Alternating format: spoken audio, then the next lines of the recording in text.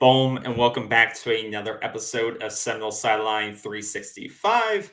Thanks for being with us. If you haven't already, like the video, share, subscribe. We're going to talk about something I think that's on every Florida State fan's radar right now. Florida State softball being in the big game, going against Oklahoma, big-time program, probably the top program outside of Florida State in softball, kind of like what UConn did with college basketball more recently in terms of a dynasty building team. But we're going to discuss that tonight, as many other shows are, but we want to give our take on it and kind of things surrounding women's programs and what this means and what it could drive and what it should drive potentially. And then what does this matchup mean and what does it look like, and quickly go through that tonight. So we don't want to drag this out too long, but give our opinion, give our thoughts on it and what to expect tomorrow night at 8 p.m. Or 7 p.m. Central, 8 p.m. Eastern against Oklahoma in a 3-game series. So old man, how's it going? Everything's good. Everything's exciting now. We thought going into summer it'd be kind of bland and boring. Not so, KB, because of women's softball. Okay. And let me start off with this because I do have some thoughts on this. Outside of football, which everybody loves, and we're already counting down. I see it on Twitter every day. There's like 90 days to the pros and the colleges kick off. It's like, I get it that football is the king. I get that. But we have to understand something at Florida State, okay? For any true Florida State fan, okay, I think you have to acknowledge that there are other sports being played. There are other student athletes involved in competitive sports at Florida State. And tonight we're going to be talking about the one that obviously the ladies softball at Florida State is a massive success, a program of excellence, which right now I would say is ranked number 2 to football. And in fact, if football didn't have a great year last season, they would be number 1 in most competitive sports at Florida State. And I would them or women's soccer. I mean, women's soccer. But yeah. Right now, I would say football, women's softball, those are the two. I'm not going to get into ranking anything else at this point, but I would say this program, and if you've ever seen that movie, Hoosiers with Gene Hackman, it's an old movie. If you haven't seen it, you need to see it because he makes a very revealing statement when the fans are all disgruntled about something about the team and one player is not going to play, whatever. That's not the case here with softball. But what he said rings in my ears.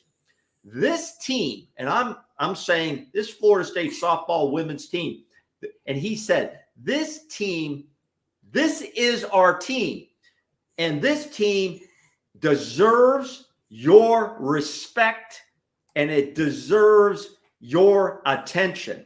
And it's a great statement in the movie. But this is, I think, the theme that goes through my head because our Coach Alameda, Lonnie Alameda, she has to be one of the top 5 softball coaches in the country, maybe the top 2 or 3 in the country. And she did sign a long-term extension to her contract after last season because she had another fantastic season. And this team deserves the attention that it is now getting because it has earned it. And that leads me, into this matchup with Oklahoma. We knocked out Tennessee last night in a great game. These games are exciting. And I could go through, I'm not going to go through a whole bunch of statistics. I'm not going to mention everybody's name, but you could go through this entire roster and see that everybody makes a contribution. They either make a big play on the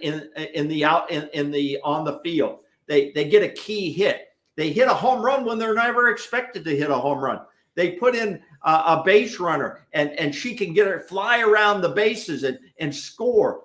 Everybody makes a contribution, and you can see how well coached this team is. There will be mistakes made in any game. Okay, I still play competitive softball at my age. There are base running errors that take place. There are quick snap plays that take place. Everything's not going to be perfect, and the fans have to understand that. But this team never stops playing until the very end. They never stop playing. Now, this year they amassed, and my numbers may be off here or there. I'm assuming these numbers are correct. We were 58-9, okay? And I'm assuming that includes the games that have been played in the World Series. It doesn't matter. We have won a lot of games coming into this. We won the ACC regular season. We won the ACC tournament. So these ladies have done fantastic, not only this year, but years previous to this. Lonnie Alameda, just quickly, 15 seasons at Florida State, 20 seasons overall coaching softball. She won the 2018 national championship, almost won in 2021, again, a matchup with Oklahoma. We won the first game, but lost the next two. And that was hurtful. It was hurtful. But she's won a national championship. This softball team has not missed out on the NCAA tournament since 1999. By my math, that's 23 years. That's a lot.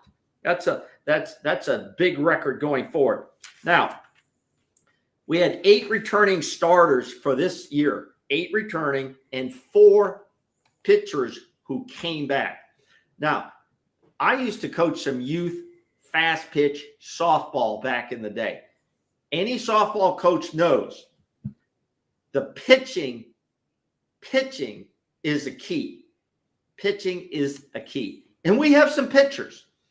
Are they the best in the country? They're pretty damn good. And those pitchers are obviously led by Kat Sandercock. Okay? She's the name everybody recognizes. She's the name everybody knows. Now, Kat, she's a workhorse. And going into this series against Oklahoma, it's a possible best 2 out of 3. So it could go 3 games. It could easily go 3 games. And I see this going 3 games. She has already worked like 186 innings this season. Crazy amount. That is a crazy amount. And she has an ERA of about 1.07. Okay. So she doesn't give up a lot of runs. Now, if you watch the Tennessee game, she did not start the game. She didn't come in the middle, but she closed out the game. Okay. Mm-hmm. Because I said in a tweet, I said, if the game is close or we have the lead, you will see her come into the game. Mm-hmm. The question will be, will she pitch game 1 tomorrow night against Oklahoma, or will Coach Alameda go with what she's kind of been doing? And that is using potentially McKenna Reed. McKenna Reed is an amazing, I believe she's a freshman. I believe she's a freshman. A monster. Yeah. Okay. She is a monster on the mound. She will be the heir apparent to Kat, because Kat's going to graduate, and that's going to be the end of her career. Yeah. But I expect potentially, I don't know how you feel, that maybe she goes with McKenna Reed, who is like 12 or 13-0 now on the season. Yeah. And start with her, and then she's got a couple other options for the middle innings if necessary, and that's Allison Royalta. She is a dependable. She's 8-1. She also plays in the field, though. So she could come in and pitch from the field. That's not a problem if needed. And then you have Mac Leonard, who also plays in the field some. So plays in the field a lot. So the question is, what do you do on pitching? What do you think you start pitching with tomorrow night? Yeah. And I want to, full disclosure, I'm not a softball expert. The closest connection I have to this program is that Senator Cock went to my high school, which is one of the top high school, a top 10, top 15 softball high school programs in the nation year after year. I think they're 23-0 this year in Arlington, Virginia. So, and that was Dennis J. Bishop O'Connell. O'Connell. Yep. So that is my connection. And so cheering for her, especially. And she's a monster. And it's no surprise she came out of that program because it's a monster program in Virginia. Probably one of the few. Florida State does not have a ton of out-of-state players on the roster, which is sort of surprising, but not so. So there's a lot of talent in Florida, but note there. But what I've seen, I think the closest context you can, what I dive into this and seeing what could a potential lineup look like is, these two teams met in March, right? They had a mini road trip in SEC country with Oklahoma. They also Oklahoma, Tennessee. I think they went 1-2, 1-3 on that road trip, losing to Oklahoma there. But that was in their only matchup of the season. They lost 4-5. And kind of got knocked around a little bit in terms of the pitch game. But in that game, Senator Cock was a starting pitcher, I believe, in that game. She only pitched 2 innings. She gave up 1 earned, 3 hits with 1 run. And I mean, she still faced the most. She had 45 pitches in that game, but she had four different pitchers in that game, right? That gave up 13 hits. And all those people you mentioned played. They went with their two top pitchers, Kat, and they went with McKenna. Both those players pitched. McKenna only played at like a half an inning because she gave up 2 earned runs. So I think they brought her in to try to get a quick outs, but she ended up getting 4 hits. She got knocked around. She's a true freshman, right? Playing against the #1 program in the nation in March, but she got knocked around that game. Now they've gone through this tournament. Now they've gone through some heavy hitters, going 3-0 during this the latest series here. Do they go back to that lineup, right? I think based on what they learned and they took a lot of learnings away from that road trip, right? They learned those things, beat Tennessee this time. Now what are they going to take away from that lesson going to Oklahoma and playing against them, losing that game and giving up a number of hits in that matchup, almost 13-6. They got hit around, but what do they take away? How do they adjust their pitching game to adjust to the top nation, the team in the nation? I mean, this is, if we want to put it in football terms, Oklahoma is the Alabama or the Georgia of the softball world. They are 2-time defending champion. They are a beast, and they have won 51 straight games since losing 1 game this season. Yeah, and that was on the road to Baylor. They lost by 1 run. So if any team can knock them off, it's going to be Florida State. But it's going to be, and I don't have the answers here to what their lineup could be. But I think it was so smart of this coaching staff, and I believe Kat called it out in one of the articles that was out there. She called out the coaching staff for saying it was so smart for them to schedule that road trip so that they could get exposure to a team like this that they would most likely be seen late in a tournament like this. So I don't know. I don't know who I believe you probably see Senator Cock in game 1 and see how deep she can go.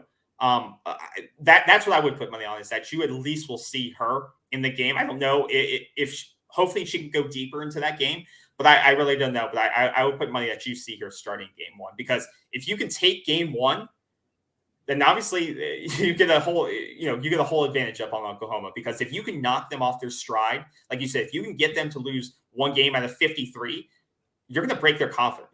It's hard to break the confidence of a team that's done what they've done. But if you can put your best stuff out there game 1, maybe you throw them off. Maybe you throw them off and you roll game 2. So I think you give everything you have in game 1 and see if you can steal that first game. But that's just my opinion. Yeah, I tell you what, I'm feeling the anxiety of it as a coach of what do you do? Because I got to say, we have some good pitching. I'm not sure it's elite. It is elite with Sandercock, but after that, it drops off just a little bit. It's very good. The question is tomorrow night, who do we put out there? And like you, I don't know the answer to that. I think, could she try to put, now when they lost to Oklahoma, Allison Royalty pitched 2 and 1/3 innings, gave up 2 hits, but no earned runs. Yeah. She has not pitched as much this year, all right? But she is maybe she puts her out there. I think the moment, could it be too big a moment for McKenna Reed to start the game? Yeah. I don't know. I think really who struggled in that first matchup was Allie DuBois. So Allie DuBois kind of struggled in that game you won't see the most. And that's what led to McKenna having to come in and try to save it. Yeah. And then so Allie got the loss in that game, and I think she's the one that really struggled in that matchup. And remember, she's a graduate transfer playing a level up and going on the road against top team in the country. Maybe there was some. She's from Boston College, Boston University. Boston. I'm sorry, Boston University. So I think there may have been some jitters potentially there, and obviously I've never been in that type of situation before. But maybe that's where they switch it up. Maybe Allie is not in that pitching. Maybe she's not pitching after Katie. Maybe that's where they pitch it in the middle of the lineup. Maybe that's where they switch it out, right? It's going to be very interesting. But if any coach can figure this out, it's Coach Alameda. And she knows what her resources are. She knows who's going to perform best under the circumstances. And she's got, if she can get 2 wins, she's going to have another national championship. Yeah. But it's not going to be easy because, as you said, KB, this Oklahoma team is a beast. They are the big gorilla in the country. They're getting that they're number one in recruiting, and the players they bring in, and some of their players, because they don't play and they're great, they hit the portal and get out of town. But these girls are good. Let me give you a couple of numbers. First of all, they've won 51 in a row. And they're 59-1. They led the nation in team batting average. Now this matters. 368. That's a big number. Florida State is 306.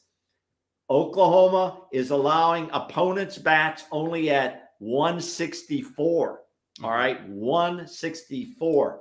Florida State is allowing at 189. The big thing here is the Sooners pitching staff. 0.98 is what their ERA is.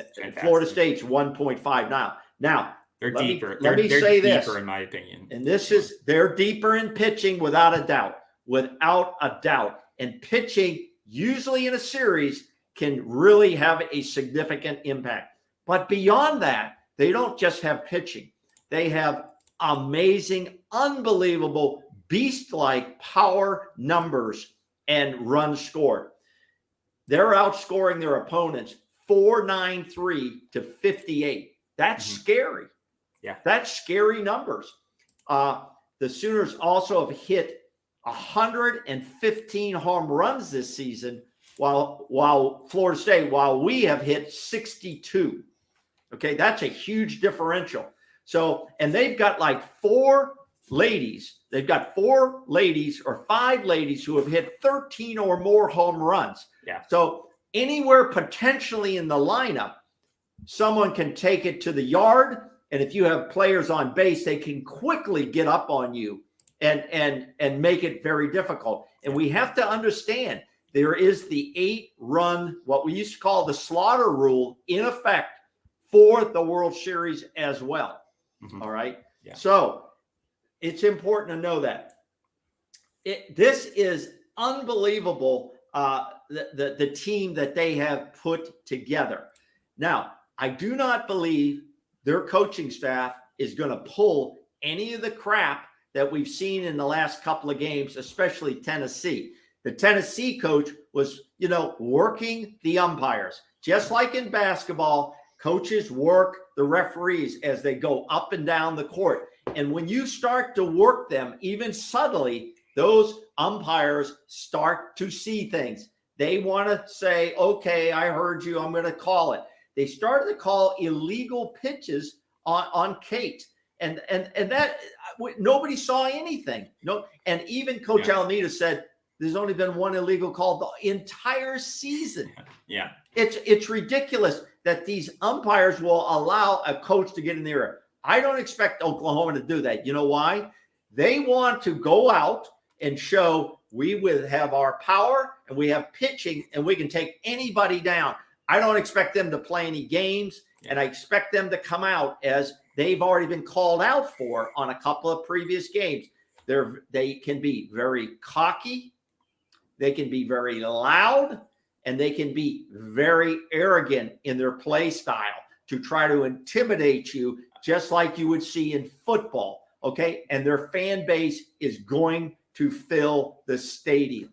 It's going to be, yeah. And you pointed out all this. I mean, like you said, from top to bottom, this is one of the most lethal. And like I said, it could be baseball, softball, t-ball. I don't care what it is. This is one of the most deadly pitching staffs you'll ever see ERA wise. Like under 0.98 is their cumulative ERA of their staff.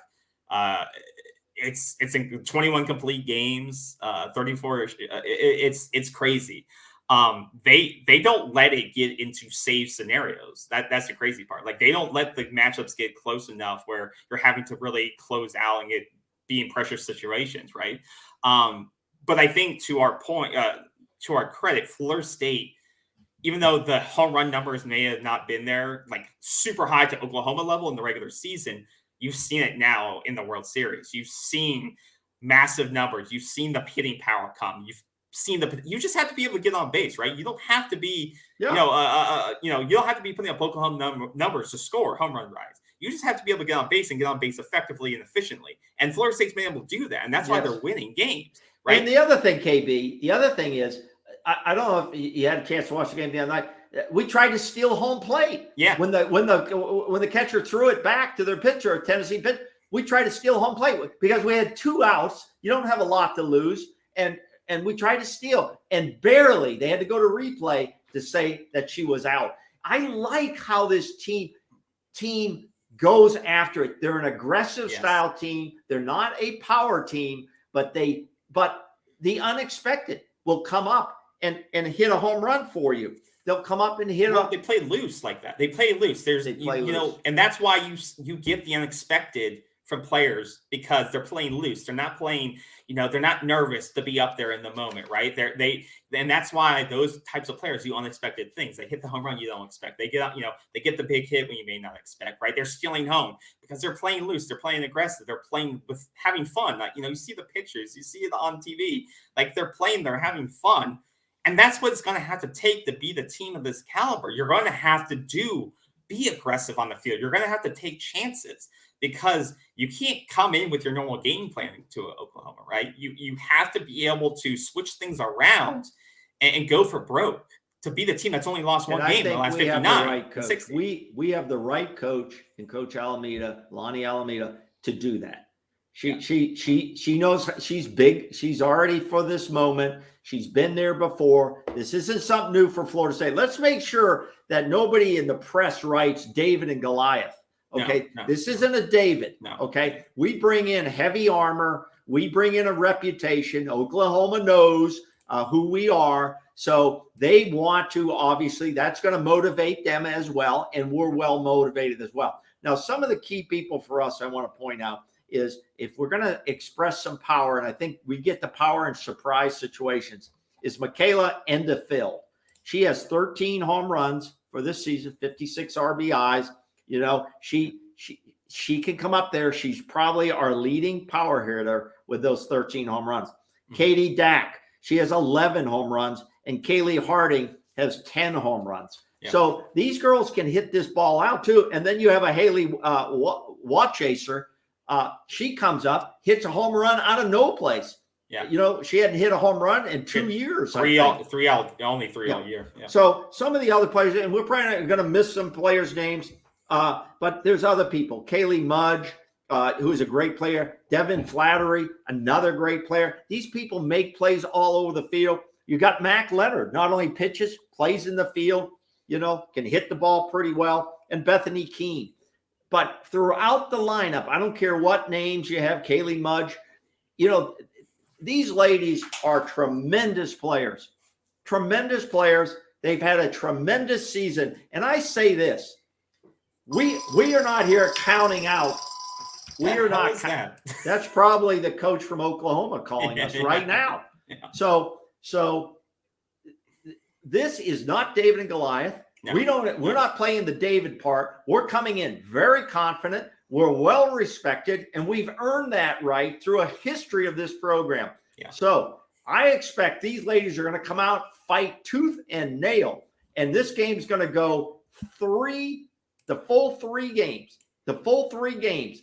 But eventually, that pitching is going to be the key. Our pitchers have to be very good to elite in this 3-game series, and our bats do have to come alive, because I think it's going to take, we're going to have to score 6 to 7 runs a game to win a game. I really do. I think you're right on that mark. The game, like I said, in March was 4-5.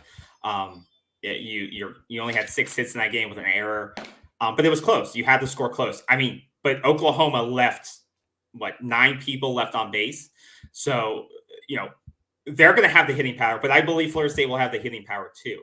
But you have to the middle lineup, the middle relief has to come through, and that's where you need players to step up bigger at the final stage here. You're at the boss level, right? And you need those players to get the maximum amount out of those players. And that's the 2 players we just mentioned. And Cat cannot be expected. No, it has to be Allie to handle. I mean, in 3 games, you got 21 innings of pitching. She can't handle all those innings. No, she may be able to handle 50%. No, it has to come from your middle of your lineup here. It has to come from Allison and Allie and potentially Matt. But these 2 players, they have to play underneath their ERA. Also McKenna. I think McKenna's in that rotation as well. Yeah. Even if you can get underneath their ERA, they have to play at the top level to be the team that's going to has the offensive firepower to get 8, 9, 10, 12 runs in a game. Yeah. So they have to play above their heads, and they have the talent to. That's not to say they don't, but they have to play at a whole new level better than they did in March against Oklahoma to win this. Yeah, this is going to be an exciting matchup. I hope the fans tune in any way you can. See the tweets about it. If you don't have ESPN, last night I don't have ESPN. I was watching it on YouTube. They had up the final 2 or 3 innings, and then finally they had to shut it down. But you could kind of see and hear what's going on. Find the game somehow, and FSU's will be excited for this matchup coming up. Now, before we close out this session, I want to mention the seniors on this team. I think that's important. Obviously, Kia Lopresti, she's a catcher. She's a senior. We'll lose her. Ali Du Bois, a pitcher. She was came in from Boston University. She's done good things for this team. Mac Leonard came in from Illinois State. She's been a tremendous pitcher and infielder for this team, a senior. And Josie, 5'2" Moffley, made a great a reach-up catch. I think she was at shortstop. A tremendous player. She came over from Tulsa. So our coaching has also been very effective in the portal. Okay, very effective. Absolutely. And then Bethany Keene is a grad student from South Florida, also came out of the portal. From grad, came over, and an infielder. These are the people, these are the seniors, these are the people we're going to be losing, and they need to be recognized.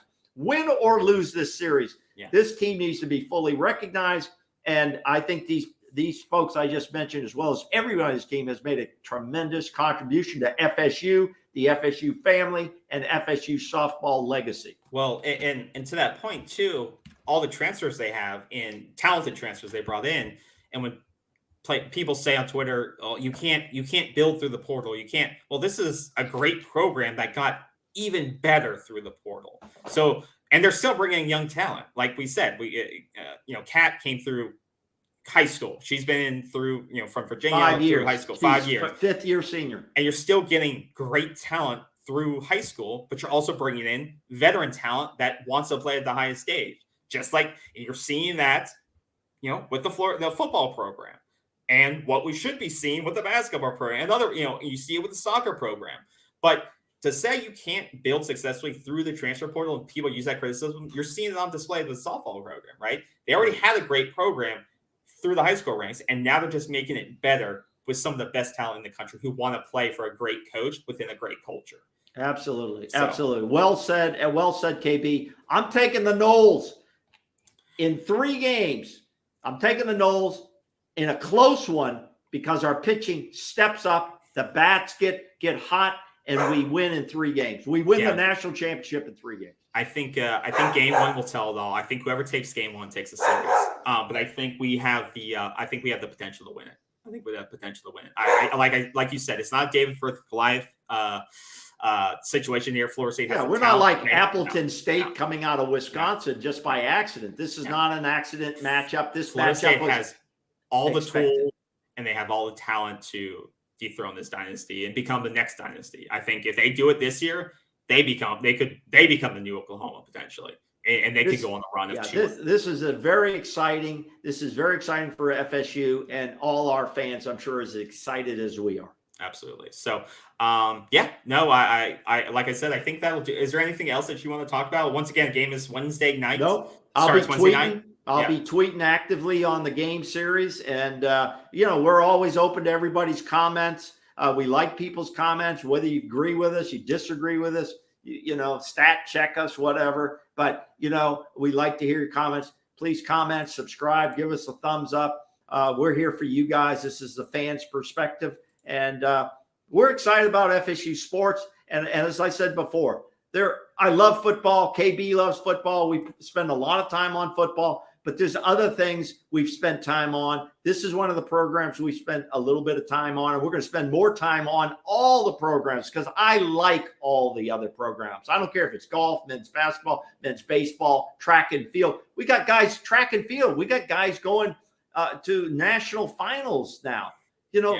We've got some really talented student athletes at Florida State. Yep. All right. Well, I think that's going to do it. So good luck to the ladies softball team. We'll see how they do in the next 3 games. But until then, we'll see you on Twitter and have a great day. Let's go, ladies. Let's go.